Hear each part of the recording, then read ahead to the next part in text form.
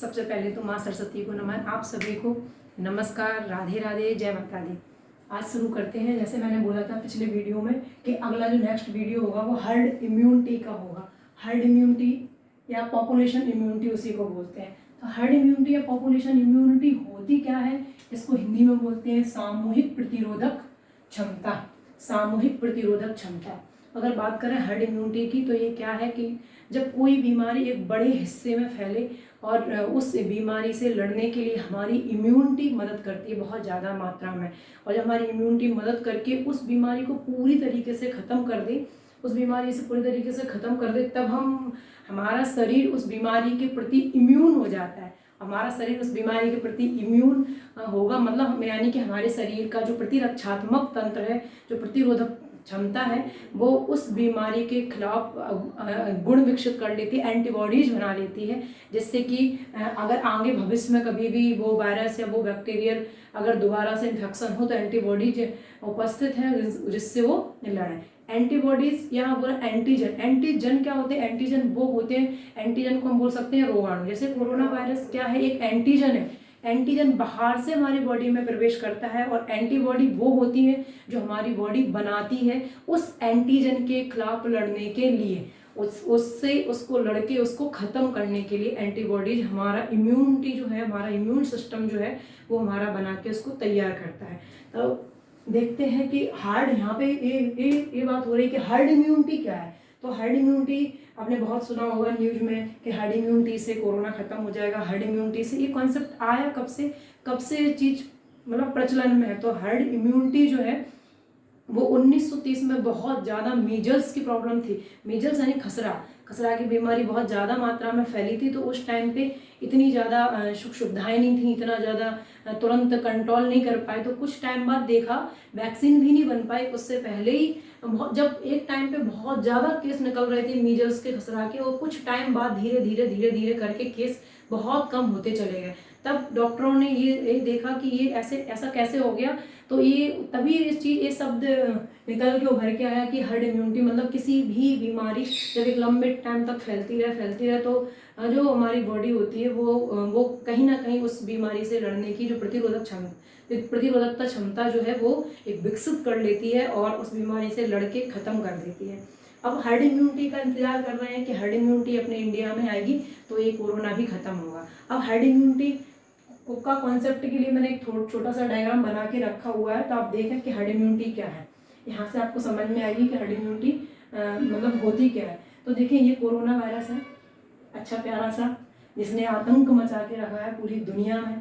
ये देखें, अच्छा ये कोरोना में ये आपको ये दिखते हैं ना, ये इस टाइप की जो एक वो निकले हुए हैं इस कोरोना में, इसका मतलब क्या होता है? कोरोना का मतलब एक जो ताज होता है उसको बोलते हैं कोरोना। तो कोरोना या बोलें कि जो अपनी सूर्य होता है, मैंने क्लास में जब सूर्य पढ़ाया था, सौरमंडल पढ़ाया था, तो आप लोगों को बताया था कि सूर्य में 6 परतें होती है, सबसे बाहरी परत होती है उसको कोरोना बोलते हैं। जब पूर्ण सूर्य ग्रहण होता है तो कोरोना दिखाई देता है, वो ताज होता है जिसको मतलब कोरोना बोलते हैं, बाहर की जो लेयर होती है उसको कोरोना। अब यहाँ पे ये मुकुट में जिस टाइप से ऐसे ताज वो निकले होते हैं, ऐसे ही इसमें निकले हुए हैं, इसलिए इसका नाम कोरोना है। ये सिंगल स्ट्रैंड है, इसमें आरएनए रहता है अंदर।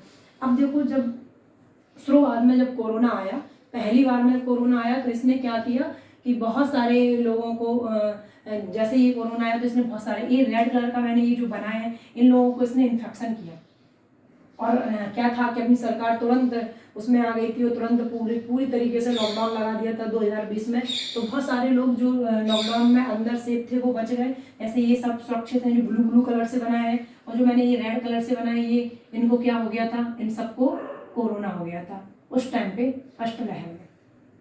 क्योंकि पहली बार कोरोना आया, किसी के अंदर एंटीबॉडीज नहीं थे उससे लड़ने के लिए। एंटीबॉडीज बनते हैं जब एंटीजन अंदर आता है। तो किसी को पता ही नहीं था, हमारी बॉडी को भी नहीं पता था कि कोई ऐसा रोगाणु आएगा जो सबके अंदर ऐसी बीमारी फैला देगा। तो बहुत सारे लोग संपर्क में आए, इनको कोरोना हो गया। बाकी जो लोग घर के अंदर क्वारंटाइन हो गए, या जो लोगों को जिनने अपना लॉकडाउन का पूरा पालन किया, घर से बाहर नहीं निकले, बहुत अच्छी तरीके से रहे, वो सारे बच गए। तो ये दिख रहे हैं आपको, ये सब बचे हुए हैं, सुरक्षित हैं, जो घर के अंदर कैद हो गए, ज़्यादा शोषण नहीं हुए, वो लोग बच गए। ये फर्स्ट लहर हम इसको बोल सकते हैं कि ये फर्स्ट लहर है। अब सेकंड जब लहर आई तो सेकंड लहर में जो अभी चल रही थी, अभी देख ही गए। तो इस टाइम पे क्या था, बहुत ज़्यादा मात्रा में क्या था, तुरंत लॉकडाउन नहीं लगा और बहुत ज़्यादा संख्या में एक दूसरे के संपर्क में लोग, ये अपनी पीक पे गया कोरोना। तो कोई कर्व होता है जब बहुत स्पीड में बढ़ता है तो एकदम सीधा जाता है, फिर वो कुछ टाइम के लिए फ्लैट हो जाता है और फिर जब धीरे धीरे उसका असर कम होता है तो वो धीरे धीरे धीरे धीरे फिर डाउन पे जाता है। तो यहाँ से जो फर्स्ट में इन्फेक्शन हुआ बहुत लोगों को, लेकिन इतना नहीं हुआ था जितना सेकंड लहर में हुआ। सेकंड लहर में पीक पे पहुंच गया कोरोना। तो यहाँ देखें, यहाँ बहुत सारे लोग कोरोना से संक्रमित होगा। लेकिन यहाँ आपको दिख रहा होगा कि मैंने ब्लू के साथ कुछ ब्लैक भी बनाया है। ये ब्लैक वो है जिनको यहाँ पहले कोरोना हो चुका था। अब इनको कोरोना हो चुका था तो कहीं ना कहीं इनके अंदर कोरोना के एंटीबॉडीज बन गए थे। कोरोना के खिलाफ जब इनके अंदर एंटीबॉडीज बन गए तो बहुत सारे लोग इनको कोरोना पहले हो चुका था, एंटीबॉडीज बन चुके थे, इनको दोबारा से कोरोना नहीं हुआ। या कुछ केस ऐसे भी आए जिनको हो गया, जिनका इम्यून सिस्टम इतना अच्छा नहीं था, एंटीबॉडीज बने और ख़त्म भी हो गए। तो कुछ ऐसे भी केस सामने आए कि इनको पहले भी हो गया और दोबारा से भी हो गया, लेकिन सब नहीं थे। अगर बात करें तो 95% जिनको पहले कोरोना हो चुका उनको अभी नहीं हुआ सेकेंड वेव में।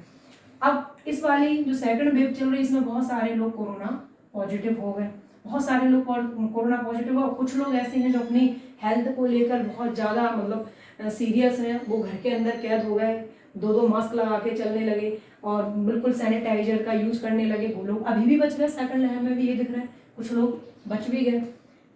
अब जब थर्ड वेव का भी चल रहा है कि जब थर्ड वेव जब आने ही वाली है, तो थर्ड वेव आएगी तो क्या होगा कि इनको कोरोना हो चुका जो सेकंड में, वो सब अब इनको कोरोना हो चुका, इनके अंदर एंटीबॉडीज बन गए, इनके अंदर बन गए, इनके अंदर। तो बहुत सारे लोग ऐसे होंगे जिनके अंदर एंटीबॉडीज बन चुके, लगभग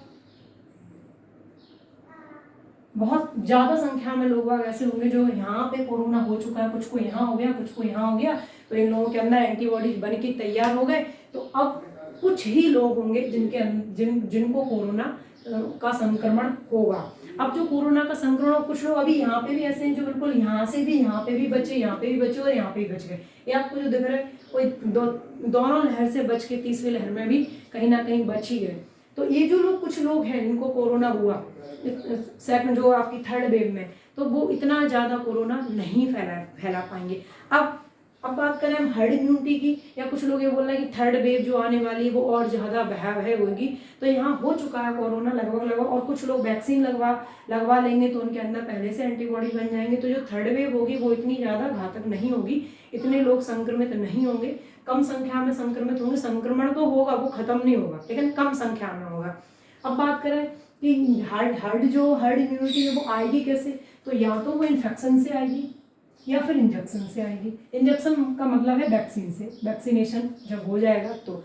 अब इन्फेक्शन से कैसे आएगी, इन्फेक्शन से जो हर्ड इम्यूनिटी आएगी वो कैसी होगी, नेचुरल होगी। कि आपको एक बार कोरोना हो गया, अब कोरोना आपके अंदर कोरोना का एंटीजन पहुंच गया तो उसके खिलाफ आपकी बॉडी ने एंटीबॉडीज बनाना शुरू कर दिया और एंटीबॉडीज आपके अंदर बन चुके। इसमें क्या होगा कि इसमें आपको वैक्सीन दे दी जाएगी। और वैक्सीन में होता क्या है, वैक्सीन में एंटीजन ही होते हैं जो मरे हुए कुछ मात्रा में, बहुत छोटी सी मात्रा में आपके अंदर कोरोना वायरस ही इंजेक्ट करवाते हैं। वो ऐसे वायरस होते हैं, ऐसे बोला ना कोरोना की फोटोकॉपी, मतलब मरे हुए होते हैं, वो एक्टिव नहीं हो सकते आपकी बॉडी में, लेकिन उनको देखकर हमारा शरीर जो है, हमारी बॉडी जो वो एकदम सचेत हो जाती है कि ये कोई नया एंटीजन हमारी बॉडी में प्रवेश किया, और उनको देखकर सचेत होगी और एंटीबॉडीज बनाना शुरू कर देगी। तो उनके अंदर वैक्सीन से एंटीबॉडीज बन जाएंगी। और जब ऐसा अपनी इंडिया की जो जितनी पॉपुलेशन है इसमें से 70% लोग ऐसे हों कि या तो वो कोरोना पॉजिटिव हो जाए या फिर उनको वैक्सीन लग जाए, तो जब 70% लोग ऐसे हो जाएंगे तब हमारे यहाँ आएगी हर्ड इम्यूनिटी। जब हमारे यहाँ हर्ड इम्यूनिटी आएगी, जब 60 से 70% लोग या तो इन्फेक्टेड हो और या फिर उनका वैक्सीनेशन हो गया हो।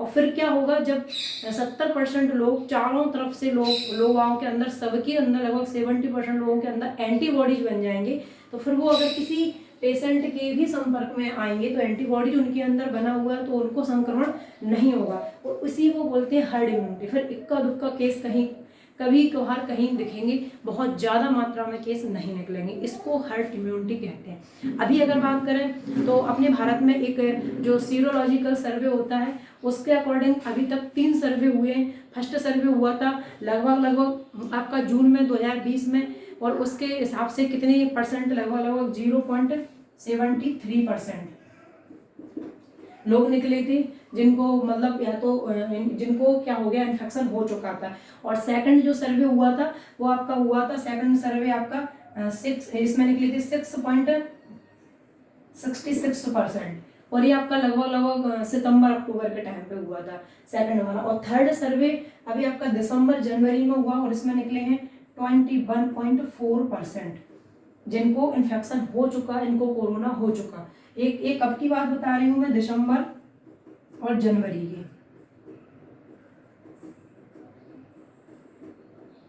ये दिसंबर जनवरी में जो थर्ड सर्वे हुआ, सीरोलॉजिकल सर्वे थर्ड, इसमें इतने परसेंट लोग निकले हैं अभी। अब इतने टाइम में और भी बहुत सारे लोगों को इन्फेक्शन हुआ। यूके में तो ऐसा कर दिया गया था कि लॉकडाउन ही नहीं लगाया, कि लोग एक दूसरे के संपर्क में आए और उनको कोरोना हो और वो उनका खुद की बॉडी इम्यून हो जाए उस कोरोना से लड़ने के लिए। ये आपकी हर्ड इम्यूनिटी है। हर्ड इम्यूनिटी ऐसे ही काम करती है, लेकिन हम रिस्क नहीं ले सकते हर्ड इम्यूनिटी के, उसके भरोसे नहीं छोड़ सकते हैं कि सब बीमार हो, सबको इन्फेक्शन होने दो, तो ऐसा नहीं कर सकते। इसलिए वैक्सीन जरूरी है कि आपके अंदर जो लोग वैक्सीन लगवा, जो लोग बिल्कुल चाहते हैं कि वो सुरक्षित रहें, तो उनको वैक्सीन लगवाना बहुत ज़्यादा जरूरी है। इसको हर्ड इम्यूनिटी कहते हैं। Thank you. अगर आपको वीडियो पसंद आया है, हर्ड इम्यूनिटी आपको बहुत अच्छे से समझ में आई है, तो सब्सक्राइब कर देना चैनल को, लाइक कर देना, शेयर कर देना।